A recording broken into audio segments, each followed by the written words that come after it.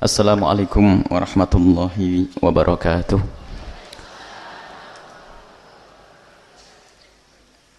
Alhamdulillah.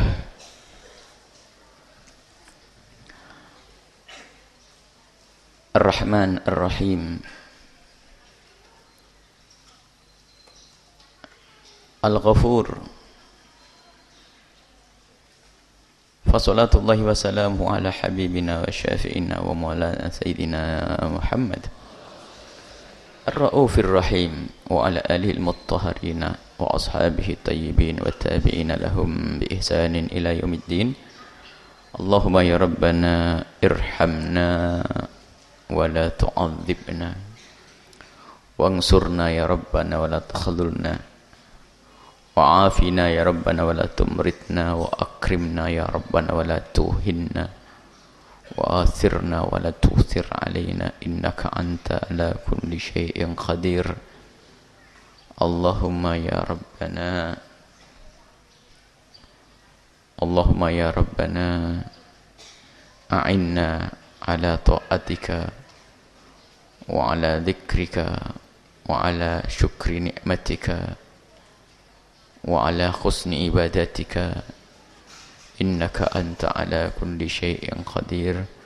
Allahumma ya Rabbana rizukna taubata qabla al-maut wa syahadata inda al-maut wal jannata ba'da al-maut. Amma ba'du.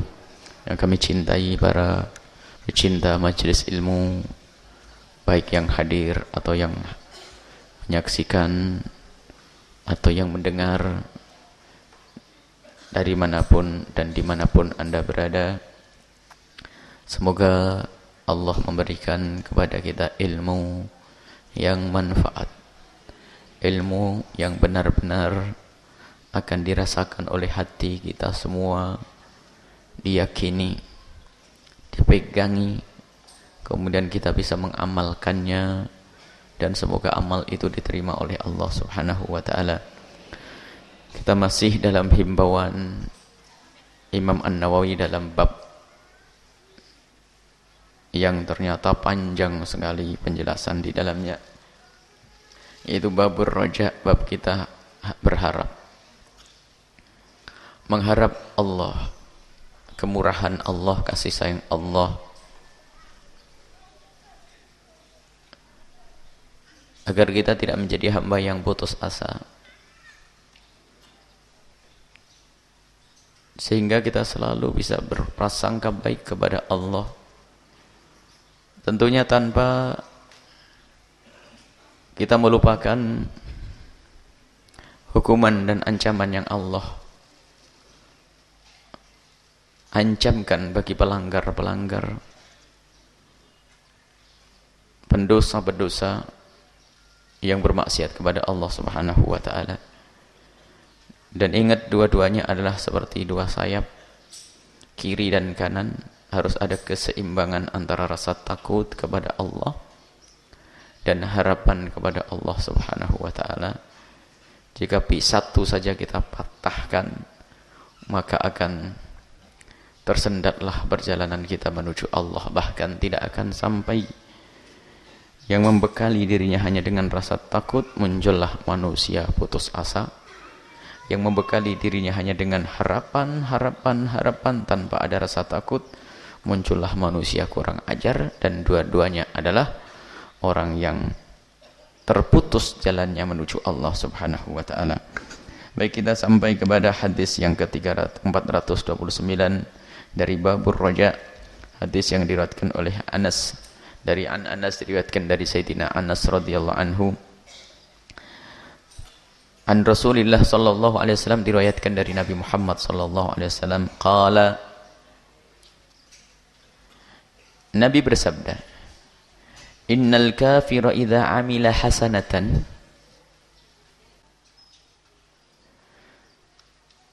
innal kafira idza amila hasanatan, seorang kafir jika melakukan satu kebaikan, ut'ima biha tu'matan fid dunya, akan diberi makan, akan diberi oleh Allah biha, balasan dari kebaikan yang dilakukan oleh orang kafir tersebut, minat dunya, dari dunia. Seorang kafir yang tidak beriman kepada Allah, jika ia melakukan satu kebaikan, Allah yang Maha Kasih akan membalasnya. Orang kafir tidak punya iman, melakukan satu kebaikan akan dibalas oleh Allah, diberi oleh Allah. Allah tidak akan berbuat zalim kepada siapapun yang berbuat baik, akan dibalas. Cuman bagi seorang kafir balasannya hanya di dunia. Tidak ada balasan di akhirat dari kebaikan. Balasan di dunia. Dan begitu juga orang yang beriman, jika sedekahnya enggak benar misalnya, niatnya jelek, tidak tulus karena Allah, atau mungkin karena dia hanya pengen disanjung, pokoknya dia berbuat baik, biarpun niatnya kayak apa, dia telah berbuat baik, maka Allah akan balas. Cuman ingat, balasannya hanya di dunia. Termasuk orang yang bersedekah dengan cara yang salah, masih belum bayar zakat, banyak sedekah. Utang jatuh tempo, banyak bayar sedekah. Ketahuilah, mungkin menjadi sebab usahanya lancar, tapi lancar yang tidak berkah. Kenapa? Dia masih punya kewajiban untuk membayar zakat atau membayar utang yang sudah jatuh tempo, tapi dia senang bersedekah. Mungkin ada orang yang memberikan semangat, ayo sedekah-sedekah, insya Allah semua permasalahanmu akan dibereskan, sedekah, keluarkan duitmu, dan seterusnya, terus. Tidak salah kalimat itu, akan tapi ketahuilah, bisa saja seorang terjerumus, malah melakukan kemaksiatan. Semestinya dia membayar zakat, ternyata dia membayar sedekah terlebih dahulu, jatuh maksiat dan tidak mendapatkan pahala. Tapi di dunia dibalas oleh Allah, paling tidak disanjung oleh manusia, dia adalah dermawan. Makanya kami ingatkan, kita tuh bersedekah, berbuat baik, mengharap ridho Allah, jangan membuat murka Allah. Yang belum bayar zakat, urusi zakatmu tuntas, dan berikan zakat ke tempat yang benar, yang sudah ditentukan oleh syariat. Yang sudah punya utang jatuh tempo, sudah ditunggu-tunggu sama yang punya uang, sementara anda kok punya duit, jangan sedekah, bayar utang dulu. Kecuali utang yang belum jatuh tempo, utang bisnis yang memang biasanya perputaran uang, boleh kita bersedekah di saat seperti itu, tapi memang ada gambaran untuk bisa membayar utangnya, dan memang belum ditunggu-tunggu dan belum jatuh tempo. Jadi nggak boleh dengan hawa nafsu. Hati-hati, jangan dengan hawa nafsu. Memang betul ibu misalnya punya penyakit, punya ini dan sebagainya. Punya penyakit, sedekah tadfa'ul bala. Kalau bersedekah akan menolak bala, penyakitmu bisa sembuh. Iya betul bisa sembuh. Akan tapi sembuhmu bukan belum tentu penuh berkah. Jika kau lakukan dengan cara yang haram. Sembuh tak taunya sembuh, semakin maksiat. Naudzubillah. Tapi apa? Kalau memang anda seorang sakit, pernah mendengar mungkin seruan dari seorang guru atau ustadz, kalau kamu sakit, kamu bersedekahlah, sebab sedekah itu akan menolak bala. Itu ada catatan. Kalau memang kewajibanmu sudah kau beresin. Kalau kewajibanmu belum beresin, ya bayar zakatmu, diniatin semoga sembuh. Jangan sedekah. Tentunya malah maksiat kepada Allah Subhanahu wa taala. Semuanya perlu bimbingan ilmu. Makanya selalu kami ingatkan, ini pondok sedekah semuanya. Makanya jangan sampai ada nyumbang pondok sementara di rumah nggak bayar zakat. Nggak perlu kita. Kita tidak ingin anda bayar pondoknya gede, anda masuk neraka, tidak rela. Sementara majelis ini dibawa untuk memasukkan orang ke surga semuanya. Jangan sampai pondoknya gede, tak tahu apa, ini dari duit zakat. Zakat berikan fakir miskin yang berhak, bukan untuk pondok pesantren. Nggak ada duit zakat masuk pondok ini. Kami ingatkan juga yang utangnya jatuh tempo, jangan membantu pondok sini. Yang bantu masih banyak. Mungkin ada yang kata, tapi saya pengen Buya. Sudahlah, niat saja, doain beres. Doamu insya Allah dikabul oleh Allah. Jangan memaksain. Punya utang jatuh tempo, bibiknya nunggu, pamannya nunggu, ponaknya nunggu, tak taunya asik-asik sedekah. Bukan karena Allah. Harus kita kesin begitu. Harus kesin. Kita bukan hanya pengen bangun megahnya gedung, akan tapi kita bangun hatinya orang selamat semuanya. Bersih. Tolong diambil dari harta yang bersih. Dan siapapun yang hartanya remeng-remeng, halalnya nggak jelas, nggak usah nyumbang ke pondok. Ini nggak kasih tahu. Kan nggak enak kalau nanya ada orang ngasih duit, Pak, halal apa haram? Kan tersinggung orangnya. Mending dikasih tahu aja semacam ini. Makanya kita doa, ya Allah, semoga yang bisa nyumbang ke sini hanya orang-orang dari harta yang tulus. Kalau hartanya harta yang halal. Kalau harta haram kayaknya jatuh di pinggir jalan itu duitnya. Nah, makanya jangan bawa duit haram, nanti bisa kepleset, bisa nggak di perjalanan nggak bisa duitnya hilang dan sebagainya. Pokoknya yang bersih baru dikasihkan ke pondok. Allah. Biarpun hanya 1.000, 2.000, 1 juta, 2 juta, 10 juta, 100 juta, semampu. Tapi dari harta yang bersih. Harta kalau bersih menjadi berkah. Anak yang belajar di dalamnya pun dapat nur ilmu, bukan dari gelap. Baik.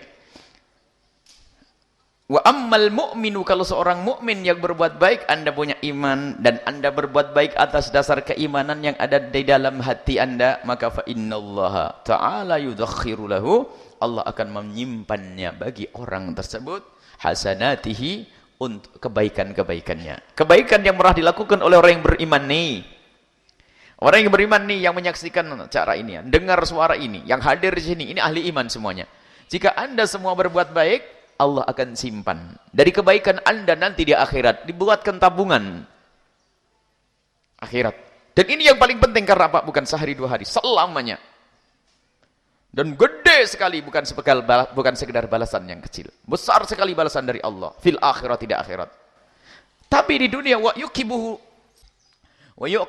dan Allah akan memberikan kepadanya rizki fid dunya, di dunia, ala ta'atihi, karena ketaatan, karena kebaikannya. Subhanallah.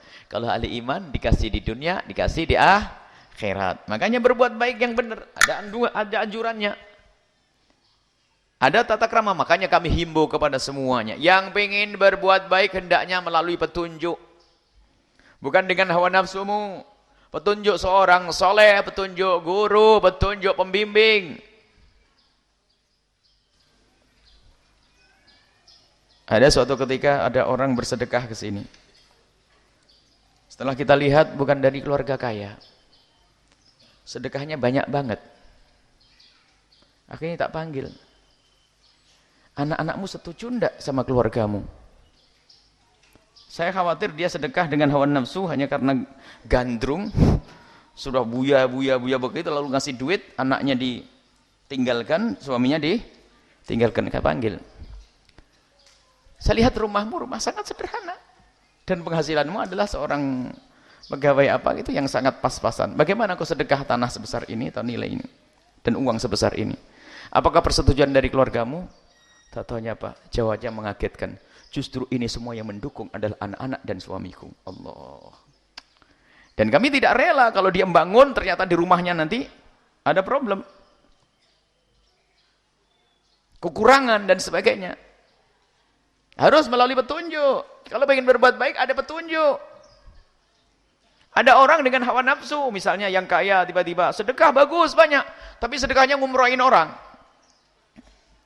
Karyawannya diumrohin, pegawainya diumrohin. Senang enggak diumrohin? Padahal belum tentu senang bener. Bisa saja lebih senang, kasihkan duitnya karena aku belum punya rumah, karena aku masih punya cuman karena hawa nafsunya seorang kaya. Sebab kalau sudah ngumrohin orang banyak nanti di Mekah sama Madinah kayak raja, diikuti sama orang. Sana enak. Pak Hajinya ketawa. Iya Bu, ya betul. Saya waktu umroh juga begitu tuh. Jadi saya diikuti oleh orang yang saya umrohin, jadi kayak saya raja, main perintah enak. Karena memang umrohnya hawa nafsu nih. Hati-hati. Hei orang kaya, kalau Anda punya duit banyak, tidak harus Anda umrohkan karyawan pembantumu, akan tapi bisa saja dia lebih butuh kepada duit untuk menikah, untuk rumah, untuk biaya sekolah anaknya. Mungkin lebih penting. Anggap saja jatah-jatahmu sebetulnya umroh, wahai anakku, wahai pembantuku, wahai karyawanku. Karena kamu karyawan terbaik, jatahmu sebetulnya umroh. Nih ada duit 25 juta untuk umroh. Kamu pilih mana? Lebih manfaat. Jadi harus ada petunjuk dari orang-orang yang punya ilmu. Jangan dengan hawa nafsumu berbuat baik. Bisa saja kalau dengan hawa nafsumu adalah bukan dengan cara yang baik, sehingga tidak diterima oleh Allah. Sampai suatu ketika kita tawarkan, kita punya program menyekolahkan anak-anak yang berbakat, mencetak ulama. Ngumrohkan satu orang tidak cukup 20 juta, 25 juta sak bekal-bekalnya. Sementara kita punya program menyekolahkan anak, pendidikan untuk menjadi seorang faqih ulama, cukup 25 juta. Sekali dok, setelah itu dia akan belajar, mendapatkan beasiswa dan seterusnya, pulang menjadi seorang alim, dia punya murid, punya ini, Masya Allah. Makanya kalau orang cerdas itu berbuat baik yang muta'addiyah, yang pahalanya itu adalah berkembang, bukan hanya pahalanya qasirah yang terbatas. Kalau saya punya duit untuk umrah, pahalanya untuk saya sendiri. Tapi kalau saya gunakan untuk pembangunan pondok pesantren, untuk membangun lembaga-lembaga Islam, atau untuk kepentingan orang-orang fakir yang yang ingin beribadah dan seterusnya. Ini pahalanya terus. Dan memang kita tidak boleh berbuat baik dengan hawa nafsu. Jadi melalui petunjuk aman yang lebih bagus. Bisa saja pondok urusan nomor nanti, biarpun masalahnya besar pondok. Kenapa? Karena saya punya bibi sakit masuk rumah sakit. Dahulukan bibimu silaturahmi ini. Nah ini, jadi ada petunjuk. Jangan dengan hawa nafsu berbuat baik. Jangan tentang pondok. Loh pondok manfaatnya gede ini. Kalau yang menuntut ilmu di pondok orang banyak, nanti pahalanya besar. Oh belum tentu. Lihat, ternyata ada orang bisa saja berbuat baik banyak, tapi lupa sama keponakannya, lupa sama bibinya, lupa sama saudaranya. Ini kan musibah. Jadi memang harus ada bimbingan dan pendidikan di dalam kita berbuat baik. Supaya apa? Kita mendapatkan pahala di akhirat. Bukan sekedar balasan dari Allah di dunia. Jadi kalau sedekahnya nggak benar, ada balasannya di dunia. Mungkin utangnya bisa diberesin oleh Allah. Mungkin permasalahannya di dunia beres. Tapi di akhirat dia tidak mendapatkan apa-apa. Rugi. Baik. Wa fi riwayatin, dalam riwayat lain disebutkan, innallaha la yadlimu hasanatan yu'ta biha fid dunya. Allah tidak akan berbuat zalim kepada seseorang yang pernah berbuat baik yang pernah dilakukan di dunia. Siapapun dia tidak akan berbuat zalim Allah. Biarpun orang kafir akan diberi oleh Allah, dikasih balasan. Cuman balasannya di dunia. Wa juzza fil akhirati, akan dibalas di akhirat bagi orang yang beriman. Wa amal kafiru, adapun orang kafir, fayut'am bihasanati ma amila lillahi ta'ala. Adapun orang kafir, apa yang ia lakukan dari kebaikan, ya, yang dia belum, jadi kebaikan murni. Misalnya ada orang sedekah tanpa pamrih. Nah, tapi kalau ada orang memberi tapi ingin dibalas, ya balasannya itu saja. Kalau ada seorang kafir lillah, itu maksudnya sedekah tanpa pamrih, membantu tanpa pamrih. Misalnya, pokoknya saya bantu saja. Ada kan orang dermawan, ya, ada orang kafir baik, sifatnya lembut. Itu namanya kanzun madfun. Itu seperti, sebetulnya itu adalah satu yang berharga yang tersimpan di dalam dirinya. Kalau dia masuk Islam akan menjadi orang paling baik dalam Islam. Sehingga ada orang yang baik di jahiliyah, zaman Nabi dulu ada. Di zaman jahiliyahnya orangnya sangat dermawan, lembut, menghargai orang, kalimatnya belum masuk Islam. Dia sudah baik. Dan ada nilainya di masyarakat kebaikan tersebut. Dan dia berbuat itu memang baik, sudah enggak pamrih. Ada orang, biarpun orang kafir, ada berbuat tanpa pamrih. Punya jiwa, memang jiwa menolong. Di pinggir jalan ada orang cekatan. Orang kafir mungkin. Seorang Nasrani atau yang lainnya. Ada ibu sepuh ditolong. Tanpa pandang ini agama apa dan sebagainya. Ini kelembutan yang sesungguhnya. Gak kenal tanpa pamrih. Ada, ini yang bakal dibalas oleh Allah. Tapi di dunia, karena dia tidak punya iman. Dan orang-orang seperti itu kalau masuk Islam, dia akan menjadi sebaik-baik orang dalam Islam. Fid dunya, bagi orang yang kafir berbuat baik akan dibalas oleh Allah di dunia. Hatta idza afdha ilal akhirati, dan dipenuhi di dunia. Kayaknya ini orang-orang yang berhasil berjaya-jaya itu banyak juga orang-orang baik dari orang kafir itu. Tapi sama Allah dikasih terus duit, kasih kekayaan, kasih kemudahan. Kenapa? Biar nanti di akhirat tidak ada lagi yang perlu dibalas. Cukup oleh Allah sudah dibalas di dunia. Diberesin di dunia sehingga di akhirat tidak mendapatkan apa-apa. Masuk neraka bleng begitu sudah. Jadi beres oleh Allah di dunia. Lam yakun lahu hasanatun yujza biha, kelak di akhirat tidak punya kebaikan yang akan dibalaskan untuknya. Karena apa? Semua kebaikan yang dilakukan di dunia oleh orang kafir tersebut sudah dibalas oleh Allah di dunia, sehingga Allah tidak perlu membalas lagi kebaikannya di akhirat. Hadis selanjutnya an Jabir, dari Sayyidina Jabir bin Abdullah. Hadis tadi diriwayatkan oleh Imam Muslim, sekarang hadis diriwayatkan oleh Sayyidina Jabir bin Abdullah juga diriwayatkan oleh Imam Muslim. Kalau Rasulullah SAW bersabda, Mathalu salawatil khamsi, perumpamaan salat yang 5, itu kamathali nahrin, seperti sungai, jarin yang mengalir, ghamrin yang airnya banyak. Bukan sungai kecil yang gemericik, bukan, tapi sungai besar dengan air yang melimpah. Ala babi ahadikum, dekat pintu rumahmu. Jadi gampang sekali, tangan kotor cuci, badan kotor nyebur mandi. Yahtasilu minhu kulla yaumin khamsa marrat. Orang yang punya rumah tersebut tuh mandinya sehari 5 kali.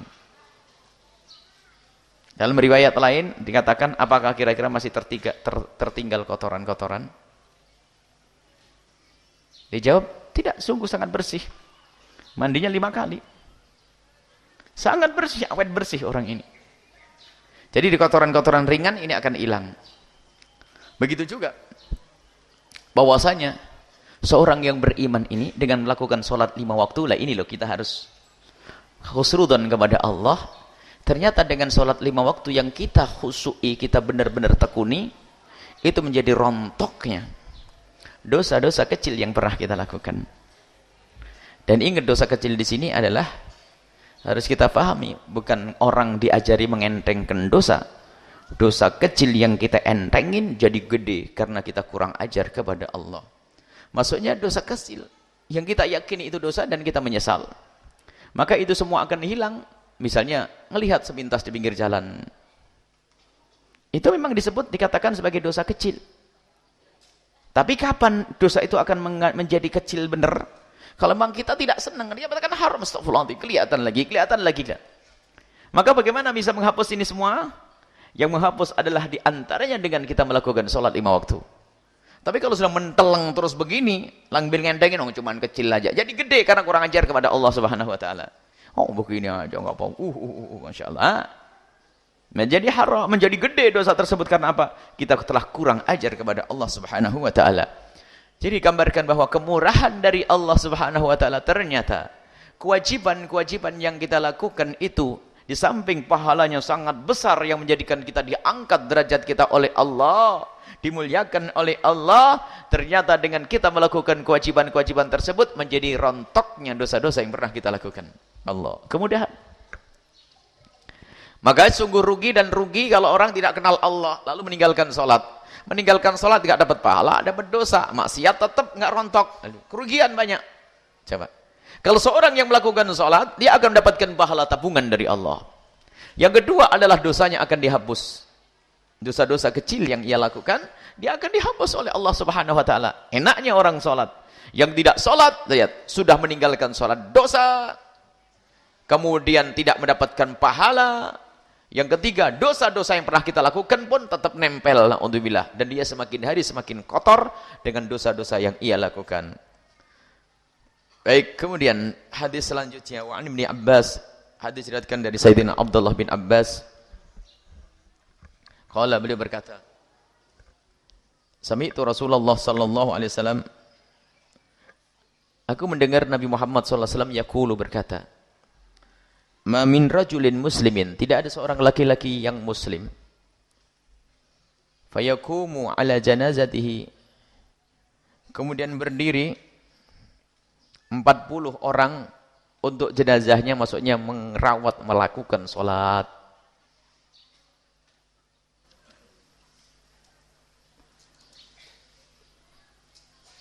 La yusyrikuna billahi syai'a, orang-orang yang beriman tidak menyekutukan Allah, illa syafa'ahumullahu fihi, kecuali 40 orang tersebut menjadi sebab diampuninya orang yang disolati tadi. Allah. Rawahu Muslim. Sehingga yang perlu kita jaga adalah bagaimana jaga iman kita. Biarpun yang nyolati 1000 orang, tapi kalau iman kita tidak diterima, tidak akan nyambung, syafaat tidak akan sampai kepada kita. Disolati oleh 1 juta manusia, tapi iman kita keropos, munafik, nggak punya iman, nggak dapat apa-apa. Sehingga yang perlu kita jaga adalah keimanan.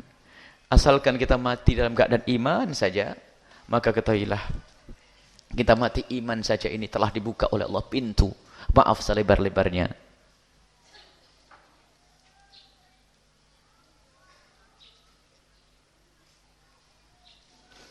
Jadi ada seperti itu. Jadi jangan sampai kita ini biarpun disolati orang banyak, tapi nggak mendapatkan pengampunan dari Allah Subhanahu Wa Taala. Dan itu adalah rahasia sangat-sangat khusus antara Allah dengan seorang hamba. Kita hanya perlu husnudzon saja, bahwasanya si fulan mati dalam keadaan Islam. Maka kita sering ngomong, asalkan orang ini mati dalam keadaan beriman Islam, insya Allah selamat. Bahkan kalau anak-anaknya, saudaranya nggak mau mendoakan, ketahuilah manusia sejagat sudah mendoakannya. Setiap hari kalau orang mati dalam keadaan beriman, didoakan oleh manusia sejagat. Dan kami selalu ingatkan, kalau ada orang meninggal dunia, lalu kita kumpul bersama, mendoakan mereka, melakukan sholat, itu kita yang butuh pahala dari Allah, agar mendapatkan 2 gunung pahala. Jangan berkata kasihan mayat itu, kasihan. Mayat yang meninggal dalam keadaan beriman, lihat akan didoakan oleh manusia sejagat. Semuanya mendoakan. Di setiap kesempatan dalam sholat kita pun kita mendoakan mereka, khotib Jumat pun mendoakan mereka, diamini oleh manusia sejagat. Kalau orang mati dalam keadaan beriman. Jadi kita melakukan sholat jenazah itu kita butuh, semoga Allah berikan pahala kepada kita. Semoga kita bisa husnul khotimah seperti beliau ini. Asalkan benar mati dalam keadaan iman selamat. Cuma yang menjadi masalah adalah kemunafikan. Maka harus hati-hati. Kita bahas beberapa pertemuan yang lalu, munafik. Imannya di lahir saja, batinnya tidak punya iman yang sesungguhnya. Maka orang munafik yang batinnya adalah tidak iman secara sesungguhnya, ditandai dengan mengentengkan kemaksiatan, tidak segera tobat dalam bermaksiat, melakukan ketaatan malas, kurang cinta ke Nabi, macam-macam sebab su'ul khotimah, sebabnya orang menjadi mati dalam keadaan mati yang jelek. Durhaka ke orang tua, memutus tali persaudaraan, makan hartanya anak yatim, zina yang enggak segera tobat, terus itu menjadikan sebab orang mati su'ul khotimah. Dan su'ul khotimah bisa saja imannya dicabut saat itu dan dia tidak punya gelar iman di hadapan Allah. Makanya harus semuanya segera kembali kepada Allah. Dan takutlah jika malaikat Israel datang sewaktu-waktu. Takut.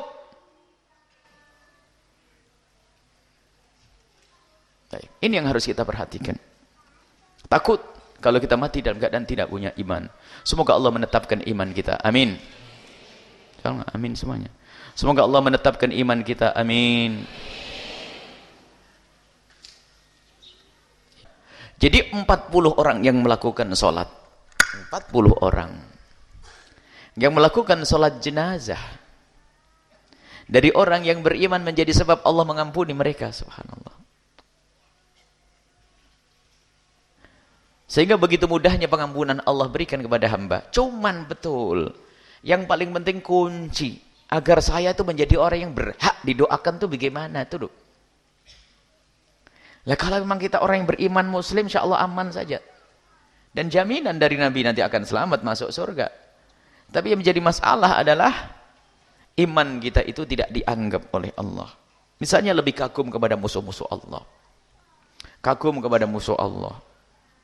Ditandai kemunafikan, mohon maaf, kadang-kadang kita terenyuh suatu ketika. Makanya di saat ada seorang ustadz kayak Buya Yahya muncul di televisi, khawatirnya orang kagum hanya karena di televisinya, sehingga dianggap kayak artis. Ini musibah. Jadi bukan kagum kepada seorang yang dianggap punya ilmu, tapi kagum dengan ketenaran. Na'udzubillah, ini busuk. Sebab pernah suatu ketika kita kumpul di satu tempat, ini ada kiai sepuh dan sebagainya. Waktu kiai datang, orang biasa yang datang, salaman, beberapa ada yang salaman. Tapi giliran ada artis datang, sak kiainya dilompati, dilangkai. Astagfirullahaladzim. Di mana iman? Siapa yang akan membimbing kita menuju keselamatan ini? Khawatir kita tidak punya iman, hanya karena itu di lingkungan kita banyak orang ngaji, kita ngaji ikut-ikutan. Tidak. Mana kekaguman kepada seorang ulama karena ilmu dia beri kesoratan? Sampai kadang kita mau gimana lah ya orang. Sebuah pengajian besar kita lagi datang, ini artisnya, ulah artis. Kipi artis nih.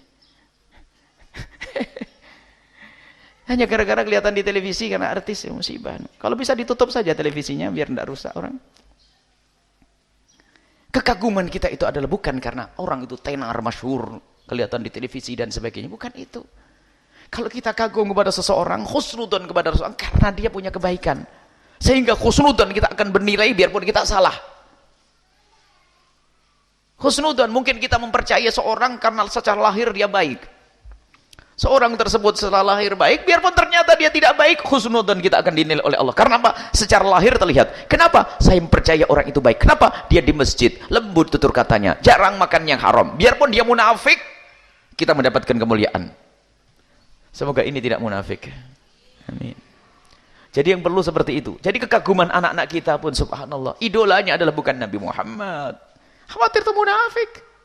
Tidak mungkin bertemu antara cinta dengan Nabi Muhammad dan cinta musuh Nabi Muhammad. Tidak akan bertemu keyakinan, keimanan kepada penerus Nabi Muhammad warathatul anbiya dengan orang yang selalu menghinakan Nabi dengan membuat acara yang merusak Nabi Muhammad. Artis tidak semuanya masuk neraka. Ada artis yang seolah yang bagus. Ada. Bahkan beberapa artis yang kenal dengan guru-guru mulia seperti kenal Habib Ali Al-Jufri, ada langsung hijrah mereka. Bahkan sebagian ada yang larang, tetap kau dalam posisimu menjadi artis, tapi artis yang membawa kepada kebaikan, membuat program islami. Boleh. Dan mereka selamat. Tapi kekagumannya adalah karena agama yang ia bawa, bukan karena ketenaran yang ia bawa. Ini memang zaman rusak semuanya. Kalau kita bicara tentang kepolosan orang awam, polos sih boleh polos. Cuman tolong dibedakanlah. Polos, tolong dibedakan ini siapa yang datang. Jadi kekaguman itu diam-diam di dalam hati dan tidak akan berkumpul di dalam hatimu. Kekaguman orang yang membawa kefasikan dan kekaguman kepada orang yang membawa kepada kemuliaan. Makanya ibu kalau pengen cari besan yang baik itu sederhana. Kesenangannya apa? Anda pengen menikahkan putri Anda atau anak Anda? Jangan pengen tahu sholat berapa rakaat antar dulu. Dia tuh kekagumannya apa di rumahnya? Kalau sudah gaya hidupnya model ke barat-baratan, ke kafir-kafiran, ke dunia-dunia glamor, nah ini, wah ini berbahaya. Apalagi ibu contohkan saja ada kiai mampir ke rumahnya saja. Bagaimana penghormatan dia kepada ulama? Mohon maaf bukan kita bicara tentang kami. Ibu kalau saya datang ke rumah tidak usah dihormati macam direbusin telur sama ketela saja sudah beres, nggak usah macam-macam ya. Nah. Jadi penghormatannya enak selesai. Maksudnya apa? Ibu bapak bisa contoh, calon besan saya itu kayak apa? Datangkan seorang ustaz, assalamualaikum. Kalau dia punya himmah untuk menyambutnya, memuliakannya, ada iman di dalam hatinya. Tapi kalau sudah nggak pernah peduli dan sebagainya, oh susah. Jangankan kok dengar kebaikannya, deket orang yang membawa kebaikan saja tidak mau, gimana bakal bisa mendengar? Ini kok tidak.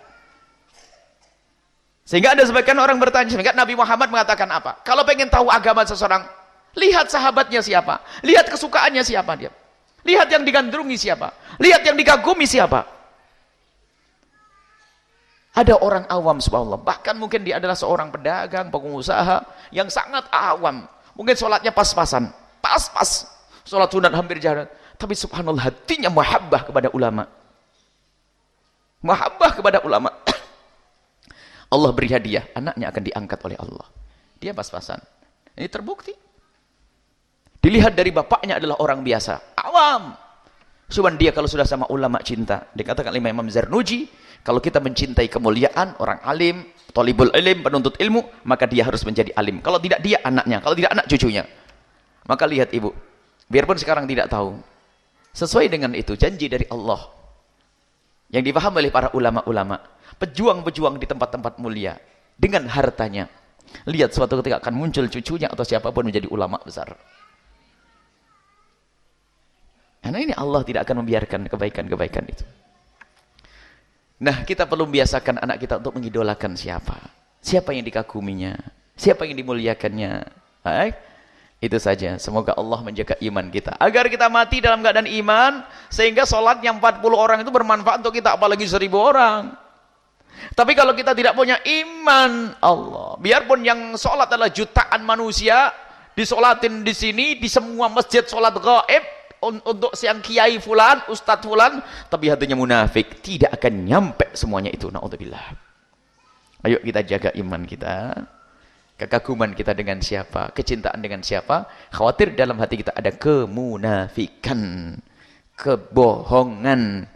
Karena apa? Kalau sudah pakai label Nabi Muhammad, pondok, madrasah, ustadz, ini makom. Sebab orang kan semuanya gandrung kepada kemuliaan, sehingga kalau orang digelari ustadz, ya orang hormat. Pondok, hormat. Jangan-jangan yang dicari hanya itu, bukan karena dia ingin selamat. Sehingga sebetulnya dia telah menjadi penjahat. Jadi pondok jadi kendaraan untuk mendongkrak wibawanya. Jadi Nabi Muhammad dipakai kendaraan untuk cari uang. Wah, ini penjahat besar. Kita harus hati-hati semuanya.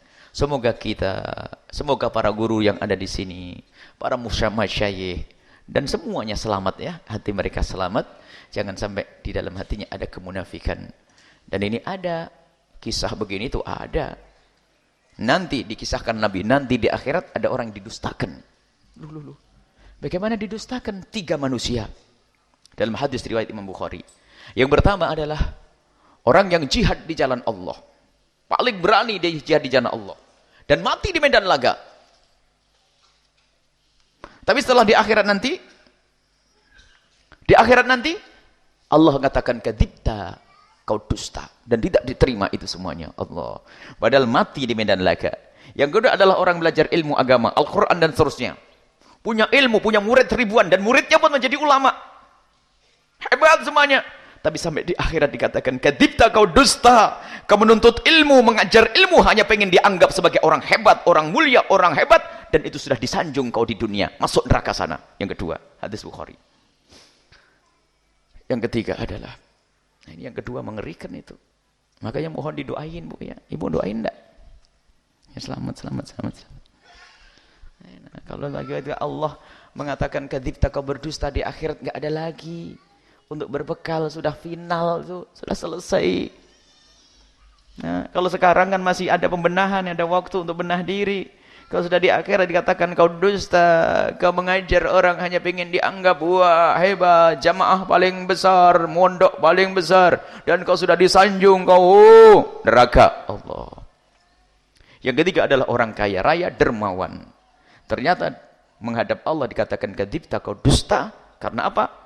Kau dermawan hanya ingin disanjung sebagai seorang dermawan. Padahal mereka kelihatannya ahli iman, disolati oleh 1000 orang.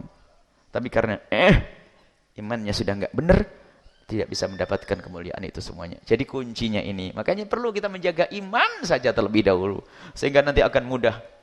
Doa manusia sejagat nyampe kepada kita. Doa kebaikan, pahala yang dikirimkan, Masya Allah. Ya Allah, misalnya begini, berikan kebaikan yang terjadi pada saat ini kepada orang yang telah meninggal dunia dari orang yang beriman, ya Allah. Masuk semuanya kita, Allah. Jadi meningkat lagi, naik pangkat lagi. Dan seterusnya. Ini saja karena waktu, dan setelah ini dimohon semuanya yang tidak punya kesibukan, yang tidak bisa ditinggal, untuk bisa ikut rombongan ke Buyut, ke Al-Bahjah 2 untuk ngambil berkah pertemuan di sana Maulid Nabi SAW. Insyaallah yang ada waktu konvoi pelan-pelan, yang pakai motor mungkin nyebrang lewat sini, yang pakai mobil terserah nanti jalannya masing-masing. Masih ada waktu kok. Sekarang sudah dimulai, tapi kalau 1 jam lagi ibu tidak ketinggalan, karena nanti acara ceramahnya paling jam 10:30 lah ya. Jadi sekarang ada acara-acara yang lain. Mohon jika ada waktu, pengen tahu Al-Bahjah 2 itu kayak apa dan di mana, gitu loh. Jadi Al-Bahjah 2 di Gunung Jati sana. Jadi setelah Gunung Jati ke arah Indramayu, Pasar Celancang, belok kiri 2 kilo 3 kilo, nanti ada spanduknya, tinggal ibu masuk, insyaallah. Baik, pertanyaan dulu bil barokah. Harus ada pertanyaan kita. Baik, selanjutnya kami persilahkan kepada para jamaah yang ingin bertanya. 1 penanya dari jamaah laki-laki dan 1 penanya dari jamaah perempuan, dengan masing-masing 1 pertanyaan.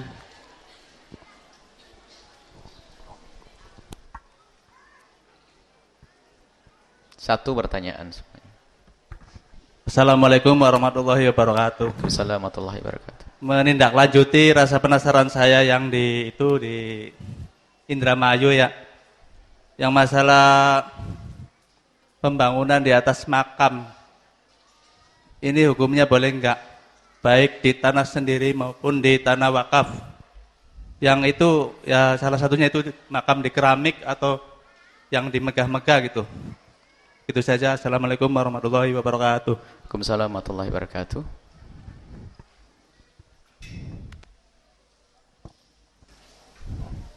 Assalamualaikum warahmatullahi wabarakatuh. Assalamualaikum.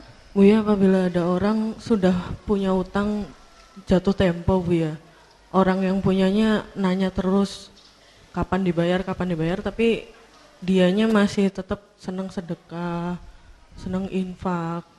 Itu bagaimana Buya hukumnya? Mohon penjelasannya. Terima kasih. Bismillahirrahmanirrahim. Jadi kubur, membangun di atas kubur itu maksudnya bangunan. Kalau membangun, jadi pertama kubur itu harus tanah wakaf.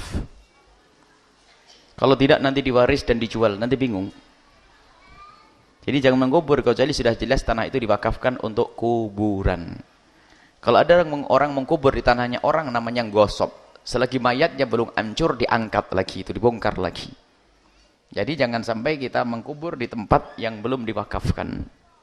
Sebab nanti tiba-tiba baru dikubur, tanahnya dijual. Yang beli nggak mau ada kuburannya, buang tuh kan, begitu nanti bisa bermasalah. Kemudian setelah itu tidak boleh membangun sesuatu di atas kuburan. Menginjak tanah kubur, menginjak kubur juga hukumnya haram. Makanya kalau kita berjalan di kubur, hati-hati jangan menginjak atas kubur, karena kita perlu memuliakan orang yang telah meninggal dunia dari ahli iman itu. Adapun membuat keramik-keramik dan sebagainya, memang khilaf besar di antara para ulama, khilaf besar di antara ulama kita. Sebagian mengatakan adalah derajat haram kalau kita di semen, derajat haram. Nah Rasulullah SAW ayyujassal kubur itu ditajsis itu kasih tembok, itu adalah haram. Itu adalah riwayat dari Nabi SAW. Ini pendapat para ulama, kebanyakan ulama mengatakan seperti itu, dan ulama kita ahli sunnati wal jamaati. Cuman dari ulama kita ahli sunnah wal jamaah ada yang mengasih celah.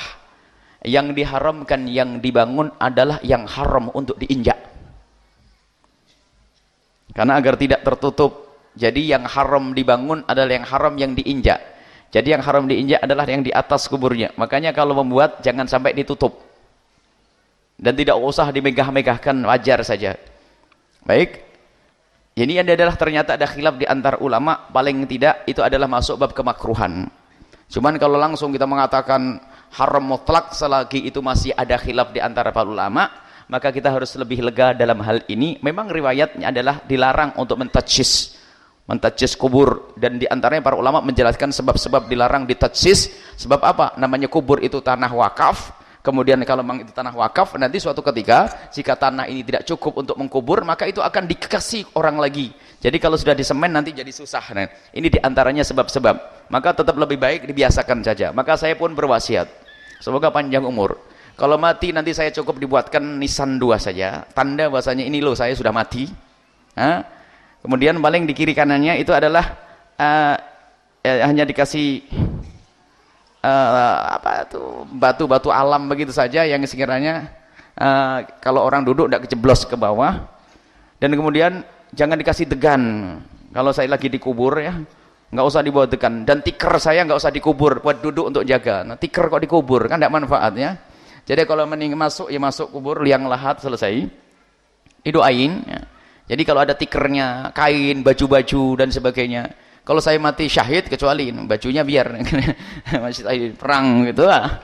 Tadi biasa tidak usah macam-macam, jadi wajar saja. Jadi ada nisan 2, ini tanda bahasanya Buya Yahya sudah mati, yang dulu banyak ngomong sekarang sudah mati. Jadi didoain semoga selamat gitu aja. Itu saja, tidak usah macam-macam doa. Dan disunahkan memang kalau orang meninggal dunia, tancapkan pelepah kurma, karena itu akan mendoakan. Kalau tidak dikiaskan dengan pelepah kurma, pelepah kelapa atau apa saja, itu selesai. Bukan dikasih telur, degan, kendi itu untuk yang nyangkul tuh. Dikasih kendi, tidak minum, saya nggak minum sudah. Kok ada kendi di kuburan saya, aneh-aneh ini. Nggak pakai ya, denger ya ini. Kendi untuk itu yang nyangkul, degannya buat yang nalkin tadi, buat yang ngangkat tuh. Saya kadang-kadang ngiler tuh, ya aduh degan taruh sini, saya suka degan nih. Buat saya aja ini. Tidak tahu dari mana itu semuanya. Sayang untuk mubadzir, hukumnya haram. Degan 7.000, lebih baik sedekah untuk fakir, mis. Terus apa lagi yang taruh di kubur tuh? Kendi lah, kendi itu buat yang minum. Kendi itu adalah air, kalau taruh kendi itu dingin sendiri, enak, sudah. Bukan taruh di kuburan. Apa lagi? Bunga ala kadarnya saja, jangan beli bunga mahal-mahal. Kalau tidak usah pakai bunga, cukup pelepah kurma, selesai. Sebab bunga itu mahal juga harganya kan, daripada mahal sedekah fakir miskin. Ini segala. Jadi bunga hati nanti ya. Insyaallah. Jadi jangan macam-macam ya. Adapun kalau ada orang melakukan pembuatan dibangun itu, ketahuilah asalkan jangan ditutup di atasnya, masih ada khilaf di situ. Dan ini dilakukan juga oleh para ulama-ulama. Adapun memang kebanyakan ulama mengatakan haram. Dan ingat, jangan biasa mencaci. Loh kalau haram ini kan haram. Loh sudah mulai mencaci ulama. Tidak usah, biarkan. Yang sudah begitu, biarkan begitu. Tapi saya sendiri berwasiat cuma itu saja, sudah selesai. Nanti ada batu. Dan kami melihat contoh yang paling ideal itu, kalau kita ziarah kuburnya Habib Muhammad bin Yahya, itu adalah seperti itu, sudah cukup. Cukup di kiri kanannya dikasih apa? Batu alam. Dan sehingga orang kalau ziarah kubur tidak becek ya. Tapi tidak usah dimegah-megahkan seperti itu ya. Semoga Allah mengampuni semuanya. Kita bakal mati semua setelah panjang umur, mati husnul khotimah, biar mendapatkan apa nanti? Syafaat orang yang menyolati kita dan seterusnya. Baik, adapun yang ditanyakan orang sama, orang punya utang sudah jatuh tempo ditunggu-tunggu masih sedekah terus, maksiat tambah dosa, itu hawa nafsu, pasti sedekahnya bukan karena Allah. Sebab apa? Bayar utang pahalanya lebih gede dari sedekah. Bayar utang. Misalnya saya punya utang 100.000. Orang yang punya duit itu sudah nunggu-nunggu. Saya sedekah ke masjid 100.000 atau fakir miskin 100.000. Maka ketahuilah, sedekah saya kepada fakir miskin ini ternyata malah jadi dosa. Padahal kalau kita sedekah, kita kembalikan kepada orang yang punya, pahalanya lebih gede daripada sedekah 100. Sebab amalan wajib pahalanya lebih gede daripada sedekah. Zakat lebih gede pahalanya dari sedekah. Jadi dibanding kalau zakat 100.000, sedekah 100.000, mana lebih gede pahalanya? Ya lebih gede zakat. Mana bandingannya? Nggak bisa dibanding. Kalau zakat itu ikan gede, ikan tenggiri gede. Kalau namanya sedekah jadi ikan cedul ikan. Cuman kadang orang yang dengan hawa nafsu sedekah-sedekah, tapi orang yang punya duit sudah nunggu-nunggu tidak dibayar-bayar, maksiat, bukan tambah baik, akan tapi tambah dimurkai oleh Allah Subhanahu wa taala. Kecuali utangnya belum jatuh tempo. Baik, cukup ya? Ada sedikit, gimana tidak terlambat. Ayo, bismillah. Masih ada waktu sedikit. Buya, melanjut yang tadi masalah. Assalamualaikum warahmatullahi wabarakatuh. Waalaikumsalam warahmatullahi wabarakatuh. Melanjut yang tadi Buya jelaskan masalah hutang jatuh tempo. Jika ternyata kebetulan di saat jatuh tempo kita untuk membayar hutang, kok ada orang butuh Buya, misal mungkin keponakan mungkin masuk rumah sakit kondisinya darurat gitu Buya, gawat, dan kalau kita nggak membantu, walaupun itu kan keponakan bukan tanggung jawab sebenarnya, cuma memang orang tuanya nggak mampu sehingga minta tolong kita, dan padahal uang itu ada untuk bayar hutang. Akan tetapi yang punya hutang nggak mau untuk nambah tempo Buya. Jadi yang harus dipilih dengan kondisi sama-sama sulit begitu tuh, apa yang harus diprioritaskan Buya? Terima kasih. Jawabannya jelas, membayar utang wajib. Menolong adalah wajib. Siapa yang mengatakan menolong harus mengeluarkan duit sendiri? Siapa yang ngomong gitu? Orang menolong kan tidak harus mengeluarkan duit sendiri. Mungkin kita bisa sampaikan si fulan, si A, si B, si C. Bayar utangmu, selesaikan dulu. Jangan sok jadi pejuang. Allah menjadikan orang sakit bukan karena Allah tidak bisa menyembuhkan. Allah membuat orang melarat bukan karena Allah tidak bisa memberi makan kepada dia, tapi karena Allah pengen mengundang orang-orang yang sadar kemuliaan. Jangan sok kita menjadi pahlawan bisa menyelesaikan segalanya. Biarpun keponakan kita sakit masuk rumah sakit, kita punya utang jatuh tempo, harus dibayar, dikembalikan, wajib dikembalikan. Kalau kita ingin membantu ponakan kita dengan uang ini, minta izin kepada orang yang punya duit. Pak, saya punya keponakan sakit, saya punya duit ini mau saya bayarkan sebetulnya, tapi kalau mohon jika diizinkan saya akan bayarkan dulu. Gimana? Minta izin, haknya orang yang minjamkan duit. Lihat, ada cara menolong tuh macam-macam caranya. Mungkin kita informasikan ke tempat yang lain, datang ke si fulan, tapi jangan sampai kita bermaksiat. Kalau masih kita melanggar tidak mendapatkan pahala, tidak dapat pahala. Kecuali untuk kebutuhan sendiri. Misalnya apa? Saya punya duit 100.000, harus bayar utang, tetapi saya harus makan. Gunakan untuk makan dahulu. Kenapa? Ini kebutuhan khusus, kebutuhan yang harus tidak bisa ditinggalkan.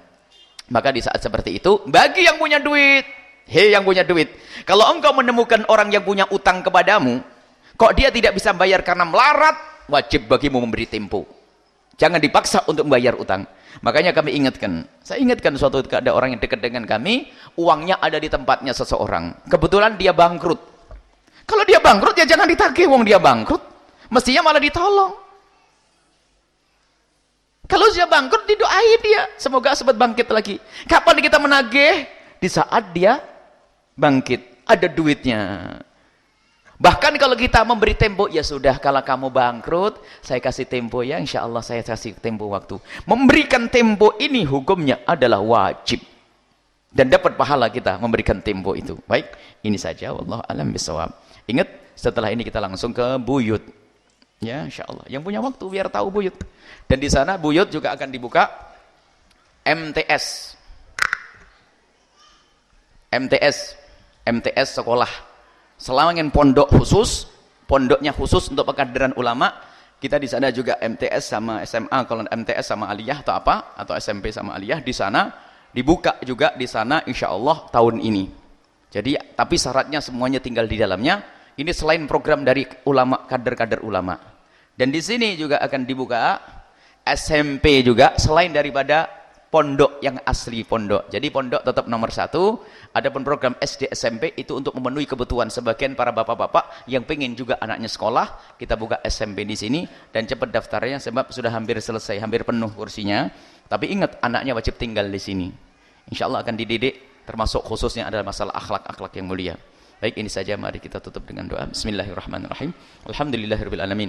Allahumma shalli ala sayyidina Muhammad wa ala sayyidina Muhammad. Irhamna wa la tu'adzibna wansurna wa la tahdhulna wa afina wa la tumritna wa akrimna wa la tuhinna wa athirna wa la tuthir alaina innaka ala kulli syai'in qadir. Allahumma ya Allah, muliakan kami ya Allah dengan iman ya Allah.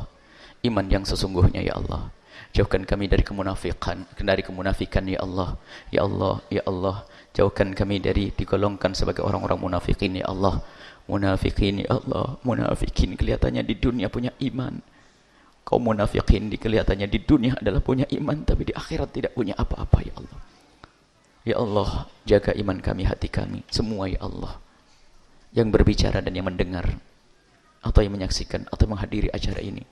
Ya Allah, seperti Engkau kumpulkan kami di sini bersama ahli iman, jadikan kami ahli iman yang sesungguhnya. Ya Allah, jauhkan kami dari segala kehinaan dan kemaksiatan. Ya Allah, jauhkan kami dari hutang. Jauhkan kami dari hutang ya Allah. Dan yang punya hutang, mudahkan mereka untuk bayar hutang mereka ya Allah. Dan mudahkan kami untuk bisa berbuat baik dengan harta kami Allah. Berbuat baik dengan harta kami, dan kami mohon semua yang berjuang di tempat ini Allah. Apakah yang berjuang dengan harta mereka, atau yang berjuang dengan ilmu mereka, atau berjuang dengan tenaga mereka, atau berjuang dengan pikiran mereka, atau yang berjuang dengan panjatan doa di tengah malam, kami mohon berikan kepada mereka segala kebaikan di dunia dan di akhirat. Kebaikan untuk diri mereka dan anak keturunan mereka ya Allah. Keluarkan dari punggung mereka nanti adalah orang-orang yang mulia ya Allah, anak-anak yang mulia ya Allah, keturunan-keturunan yang mulia ya Allah. Sungguh mereka telah berbuat baik untuk kemuliaan ini ya Allah. Dan ya Allah, kirimkan ke tempat ini orang-orang soleh ya Allah, ahli orang soleh solehah, ahli surgamu yang bisa berjuang di tempat ini Allah, untuk menyelesaikan, untuk membantu dakwah ini ya Allah. Kirimkan orang-orang ahli surgamu dan jadikan kami bersama mereka dari rizki yang halal ya Allah, dari rizki yang halal yang bersih ya Allah. Dan kami mohon ya Allah, ampuni orang tua kami dan guru-guru kami, berikan kepada mereka ya Allah kasih sayangmu di dunia dan di akhirat nanti, dan di alam barzah dan di padang mahsyar. Dan kami mohon ya Allah, wujudkan keindahan dalam rumah tangga kami. Jadikan rumah kami Allah rumah yang semakin hari semakin dekat kepadamu ya Allah. Semakin hari semakin kami takut kepadamu ya Allah. Semakin hari semakin kami takut kepadamu ya Allah. Sehingga kemaksiatan semakin berkurang di rumah kami, di keluarga kami, dan kami semakin taat dan dekat kepadamu ya Allah. Ya Allah, muliakan tetangga kami ya Allah. Jika ada tetangga kami yang jarang melakukan solat, ampuni mereka dan jadikan ahli solat.